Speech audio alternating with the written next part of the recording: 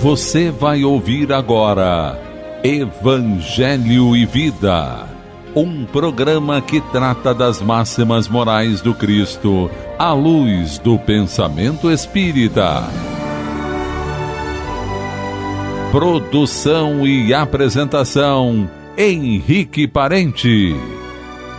Receita de Ano Novo. Para você ganhar belíssimo Ano Novo, cor do arco-íris ou da cor da sua paz, Ano Novo sem comparação com todo o tempo já vivido, mal vivido talvez, ou sem sentido. Para você ganhar um ano não apenas pintado de novo, remendado às carreiras, mas novo nas sementinhas do vir a ser, novo até no coração das coisas menos percebidas, a começar pelo seu interior. Novo, espontâneo, que de tão perfeito nem se nota, mas com ele se come, se passeia, se ama, se compreende, se trabalha. Você não precisa beber champanha ou qualquer outra birita. Não precisa expedir nem receber mensagens. Planta recebe mensagens? Passa telegramas? Não precisa fazer lista de boas intenções para arquivá-las na gaveta. Não precisa chorar arrependido pelas besteiras consumidas, nem parvamente acreditar que, por decreto de esperança, a partir de janeiro, as coisas mudem e seja tudo claridade, recompensa, justiça entre os homens e as nações, liberdade com cheiro e gosto de pão matinal, direitos respeitados, começando pelo direito ao gosto de viver. Para ganhar um ano novo que mereça este nome, você, meu caro, tem de merecê-lo, tem de fazê-lo novo.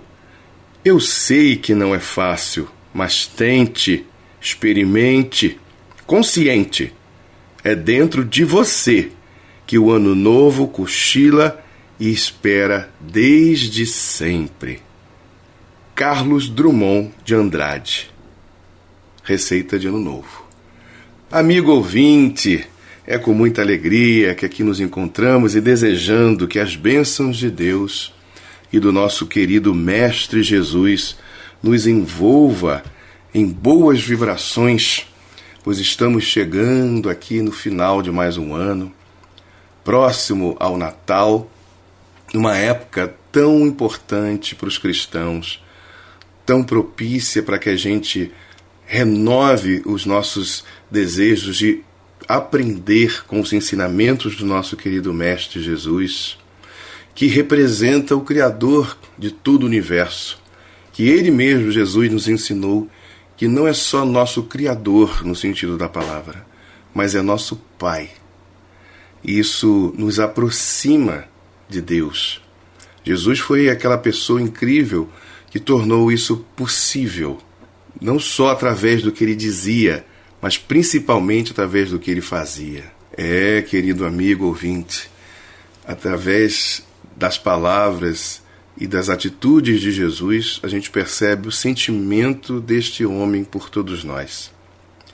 Quando, algumas vezes, ele se colocava na posição de identificarmos o Criador através dele, não era porque ele e Deus são a mesma pessoa, mas porque estando em tamanha união e proximidade, ele, Jesus, nos dá o exemplo maior, a imagem mais perfeita do Criador para nós. Nesse nosso ciclo evolutivo, onde através das encarnações nós estamos aí ainda com dificuldades de compreender muitas coisas, algumas vezes compreendendo e até relativamente bem muitas coisas, mas ainda com muitas dificuldades em superar questões, em ter comportamentos e sentimentos que nos aproximem desse canal superior, dessa frequência da eternidade, como diz uma bela música que conheço. Então, é assim que nós estamos, nesse processo de autodesenvolvimento e também de um desenvolvimento coletivo. Aqui nos encontramos diante dos microfones da Rádio Rio de Janeiro, este programa Evangelho e Vida. Eu me chamo Henrique Parente, trazendo aqui essa mensagem de fim de ano, assim como todos os outros companheiros nesse mês de dezembro do ano de 2023, onde aqui nos encontramos durante todo esse processo, cada companheiro durante uma segunda-feira e também nos momentos onde esse programa é reprisado, trazendo uma mensagem de reflexão a partir do contexto evangélico.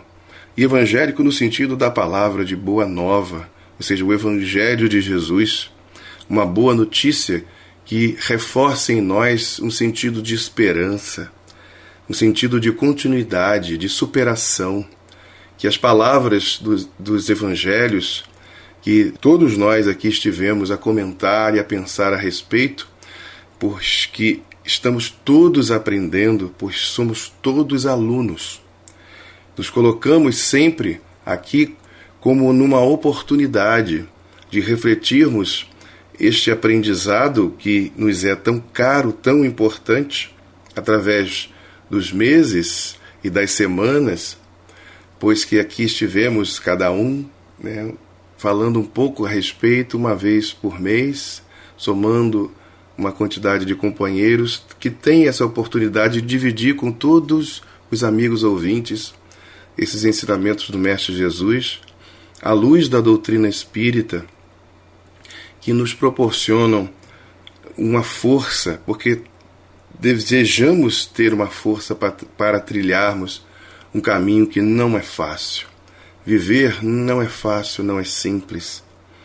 Entender a posição em que nos encontramos, entender a pessoa que somos, compreender e aceitar aquilo que sentimos, e termos que compreender ou nos esforçar em compreender também as ações dos nossos outros tantos e tantos irmãos em caminhada evolutiva assim como nós.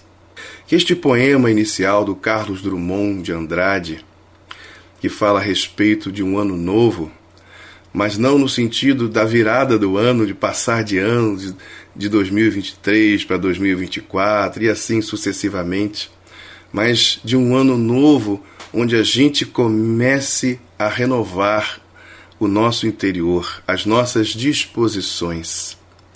E temos tido a oportunidade de acompanhar através dos ensinamentos de Jesus e encontrar nesses ensinamentos coisas tão maravilhosas que para muitas pessoas são palavras bonitas, mas talvez seja um momento onde a gente deve transformar essas belas palavras, esses belos ensinamentos, em motivos para que a gente possa olhar o mundo a partir desses ensinamentos.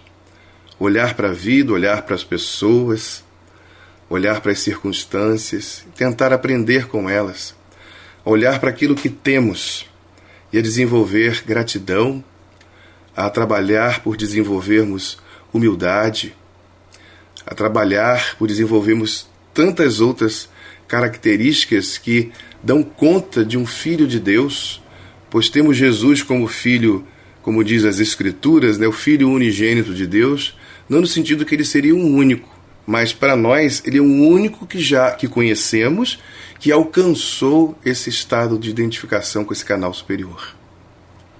E em Jesus a gente encontra exatamente essas qualidades de um ser que alcançou a perfeição relativa aos seres criados, como nos ensina Allan Kardec, lá em A Gênese, e que se identificou com o próprio Criador e traz para a gente uma noção de respeito, de humildade, de amor, jamais visto na história da humanidade. Onde, através dele, a gente percebe a história, onde ela acontece antes dele e após ele.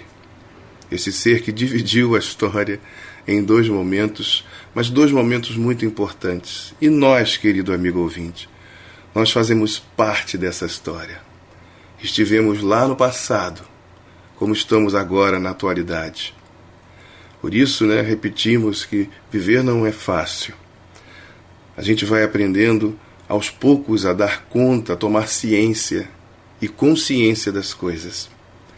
E aí procurarmos uma forma de saber o que fazer com tudo isso. No decorrer dos meses que se passaram, nós especificamente, no caso eu, falei sobre alguns temas como bem-aventurados os aflitos, que consta lá no capítulo 5 do Evangelho segundo o Espiritismo.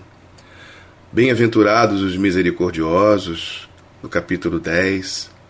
Fora da caridade não há salvação, no capítulo 15. Os trabalhadores da última hora, capítulo 20. Buscai e achareis, capítulo 25. Meu reino não é deste mundo, capítulo 2. E bem-aventurados os pobres de espírito, ou seja, os humildes, capítulo 7.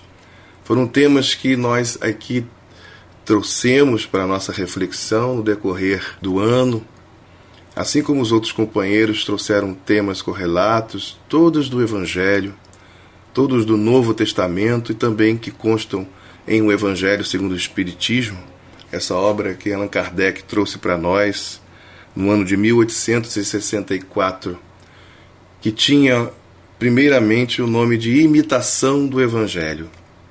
Kardec ele tinha uma intenção quando pôs esse nome, porque a ideia era pensar sobre os ensinamentos de Jesus com auxílio dos espíritos superiores, para que esses ensinamentos se tornassem para nós, na nossa vida, ou passassem a ter um sentido prático, não apenas um sentido de admiração, onde a gente contempla as palavras, viaja na nossa mente, nos reportando muitas vezes aqueles lugares longínquos da antiga Galileia, se emocionando com textos, ou até muitas vezes pensando na leitura de um texto em outra pessoa, imaginando que para fulano, para cicrano, para Beltrano, aquele texto, aquele ensinamento, ele serviria muito. Mas, em realidade, tudo o que fazemos serve para nós. Isso não é um pensamento egoísta, nem um estímulo a isso. É porque só nós podemos sentir a vida a partir do que existe em nós. É o que temos como conteúdo. Os outros também. Isso é muito interessante, o que muitas vezes nos aproxima e nos faz perceber que nós temos uma mesma origem e temos um mesmo destino futuro, onde pouco a pouco, galgando os degraus da evolução, nós vamos percebendo e desenvolvendo, primeiro aos trancos e barrancos, vamos desenvolvendo essa capacidade de filhos de Deus, desse conteúdo maravilhoso que temos dentro de nós. Como disse Paulo de Tarso certa vez, que nós somos herdeiros de Deus e co-herdeiros de Cristo, porque existe em nós toda essa pujança do Espírito puro, mas isso não vem assim como um passe de mágica. É preciso ir ao encontro, buscar em nós mesmos. Muito se fala no nosso movimento, no movimento espírita, em reforma íntima, em reforma moral. Essa reforma está vinculada exatamente a essas percepções, a esse esforço próprio em desenvolver e tornar possível viver na prática todos esses ensinamentos, porque eles refletem a verdade que vem do Criador. Quando Jesus nos manda perdoar não 7 vezes, como questionou Pedro, muito mais, na intenção, mas diante desse quadro, não são 400 e tantas vezes, como às vezes podemos fazer, mas perdoar quantas vezes forem necessárias. Como nós vamos perdoar então? Como vamos perdoar aqueles a quem temos ódio, raiva, ou seja, um ressentimento? Por isso precisamos de tempo para poder sentir em nós mesmos a medida dessa necessidade, de aprendermos a olhar para o outro e reconhecer no outro nós próprios, de sentir em si mesmo a dificuldade que o outro tem. E os erros que os outros cometem, nós também cometemos. Se não cometemos hoje, cometemos no passado. Mas hoje cometemos outros tantos erros e que precisarão de serem corrigidos por nós. Não pensamos aqui no sentido de uma punição. Ela existe, ela acontece, mas ela tem um objetivo, como diz a própria palavra, né? Tornar casto, ou seja, purificar. O sofrimento, a dificuldade, elas são frutos do nosso estado evolutivo. Por isso necessitamos, para tanto, de tempo para percebermos isso. Hoje, temos aí os ensinamentos de Jesus que nos acompanham já há séculos. E ainda assim, temos muita dificuldade em tornar isso prático, ou dar a isso um sentido prático. Mas estamos caminhando. E a cada dia que passa, a cada existência, nós estamos conseguindo sim superar. Hoje, podemos dizer, somos a melhor versão de nós próprios que já existiu, pois isso é fruto do nosso desenvolvimento. Mesmo que estejamos longe daquele ideal que almejamos alcançar, somos melhores do que fomos ontem. E podemos afirmar isso não só no sentido individual, mas também no sentido coletivo. A humanidade vem avançando. Ela vem aos poucos percebendo coisas. A gente olha e vê muita confusão, fazemos julgamentos, mas é preciso ter cuidado e aprender mais uma vez com o nosso Mestre Jesus. Diante daquela mulher que havia cometido o adultério, ele ali lhe propõe uma reflexão para todos que ali estavam, que quem seria, né, ou teria o direito de atirar a primeira pedra, de ferir aquela pessoa que estava em erro, sim, mas que quem teria esse direito? E a presença de Jesus, ou seja, como se fosse uma força da consciência, foi tão forte que não ficou um somente para contar a história. E diante dela, né, estava Jesus somente, quando lhe pergunta aonde estavam todos aqueles que estavam ali condenando-a por conta do comportamento dela. E ela respondeu: foram-se todos, Senhor. E aí ele disse para ela mais uma vez: eu também não te condeno. Vá e não tornes a pecar. Em nenhum momento, querido amigo ouvinte, a gente vê em Jesus um sentimento de condenação, palavras de punição, apenas um aconselhamento para que ela seguisse livre e que pensasse em tudo isso que ela viveu e fizesse escolhas melhores para não cair novamente naquela circunstância. Então a gente tem o ano inteiro para refletir, o ano que passou, para pensar como se fosse uma retrospectiva, semelhante àquela referência que a questão 919 e 919A do Livro dos Espíritos nos proporciona, onde nós somos convidados, e o Espírito que diz isso é Santo Agostinho, nós somos convidados a pensar a respeito do nosso dia.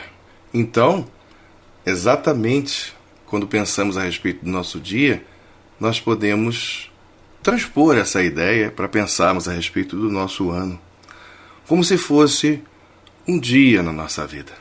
As coisas que vivemos, sejam elas coisas difíceis ou coisas amenas, todas elas são importantes e podemos aprender com cada situação, mas que possamos perceber no movimento da vida a conquista da liberdade através da experiência que nos toma, que nos estimula e que nos conduz, onde vamos aprendendo a desenvolver o senso maior de liberdade, mas também entender que com a liberdade vem a responsabilidade.